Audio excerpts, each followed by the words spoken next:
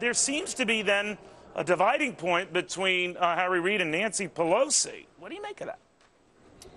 Well, I think that Harry Reid is just reacting to circumstances. I think that he is looking at a lessened majority down the road. He's still going to be the majority leader, and I think that he is looking to take some conciliatory positions to try to shore up his people. Yeah, but you would think Nancy Pelosi would be that, because she's kind of in the loser position here, right? She'll be lucky she's minority leader, and she's advocating a cause that by and large got her party walloped in the elections, right?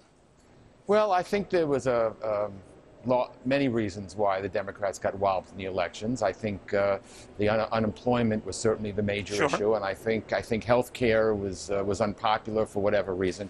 But I mean, part of it was also in this environment. Many of your Democratic colleagues, Congressman, have said, and they agree with you on that eventually the taxes should go up for the wealthy, but now's not the time to do it. Why and how do you see things differently?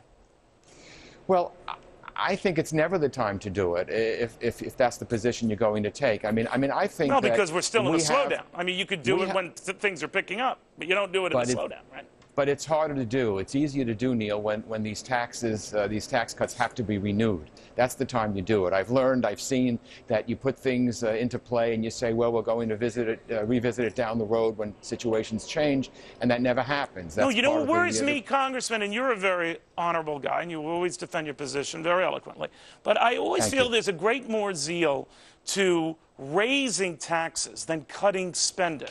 And that's what kind of confuses me, because there I see no lack of will for doing something. That is raising taxes. Plenty of lack of will for cutting spending.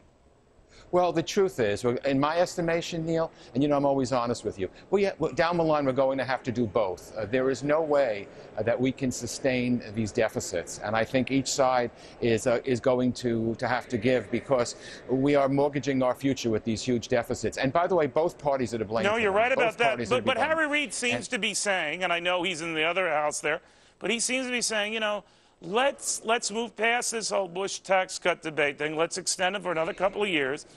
Move on from here. We'll revisit it later. We've got bigger fish to fry, I guess, and you're frying the wrong fish.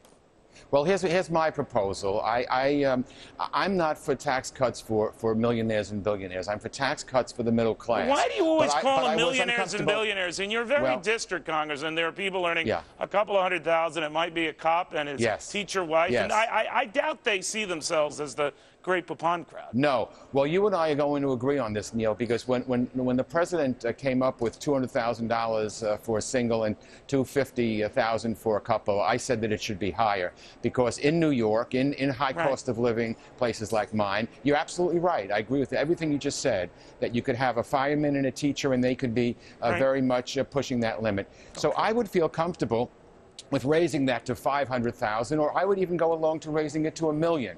But I just think that to do the whole kit and caboodle would blow a $700 billion deficit over the next 10 years. Now you're worried about the deficit. Now you're worried about the deficit. I've always been worried about the deficit. Remember when Bill Clinton left office, we had record surpluses, and after 8 years of George Bush, that's right. We had the evil George Bush. I forgot about Lucifer. You reminded me. I'm kidding. Just quoting history. It's great I was a history major. All right. It's great having you. Thank you, Neil. Always good to be here. Same here. We got Republican John Thune with us next after this.